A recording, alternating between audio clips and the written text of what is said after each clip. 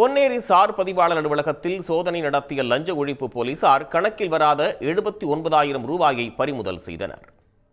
கார்த்திகை மாதத்தின் கடைசி வெள்ளிக்கிழமையான நேற்று பொதுமக்கள் பயன்பெறும் வகையில் தமிழ்நாடு முழுவதும் சார் பதிவாளர் அலுவலகங்களில் கூடுதல் வில்லைகள் வழங்கிட அரசு உத்தரவிட்டிருந்தது. அதன்படி மாநிலம் முழுவதும் வழக்கத்தை விட கூடுதல் பத்திரங்கள் பதிவு செய்யப்பட்டன. இந்நிலையில் பத்திரப்பதிவிற்கு கூடுதல் பணம் வசூலிக்கும் சார் பதிவாளர் அலுவலகங்கள் குறித்து கிடைத்த புகாரின் பேரில் மாநிலம் முழுவதும் லஞ்ச ஒழிப்பு போலீசார் அதிரடி சோதனை நடத்தினர்.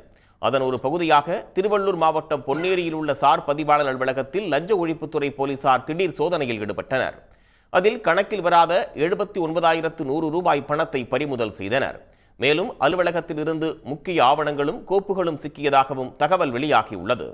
3 மாதங்களில் 2வது முறையாக பொன்னேரி சார் பதிவாளர் அலுவலகத்தில் சோதனை நடத்தி பணம் பறிமுதல் செய்யப்பட்ட சம்பவம் பரபரப்பை ஏற்படுத்தியுள்ளது.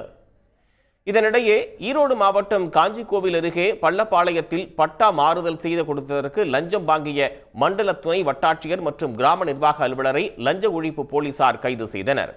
பள்ளப்பாளையத்தைச் சேர்ந்த தனசேகரன் என்பவர் பட்டா மாறுதல் கேட்டு பெருந்துறை வட்டாட்சியர் அலுவலகத்தில் விண்ணப்பித்திருந்தார். அவரிடம் பெருந்துறை தாலுகா மண்டல துணை வட்டாட்சியர் நல்லசாமி, பள்ளப்பாளையம் கிராம நிர்வாக அதிகாரி சரத்குமார் ஆகியோர் 15,000 ரூபாய் லஞ்சம் கேட்டதாக தெரிகிறது. அதற்கு தனசேகரன் ஒப்புக்கொண்டதை அடுத்து சில நாட்களுக்கு முன்பு பட்டா மாறுதல் செய்து கொடுத்தனர். ஆனால் தனசேகரன் லஞ்சம் கொடுக்காததால் பணம் கேட்டு தொடர்ந்து தொல்லை கொடுத்து வந்துள்ளனர். இதுகுறித்து தனசேகரன் ஈரோடு மாவட்ட லஞ்ச ஒழிப்பு மற்றும் ஊழல் தடுப்பு போலீசில் புகார் அளித்தார்.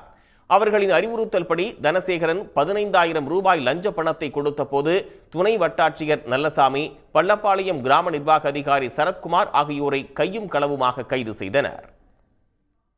உடனுக்குடன் செய்திகளை தெரிந்து கொள்ள சன் நியூஸ் பெல் ஐகானை கிளிக் பண்ணுங்க.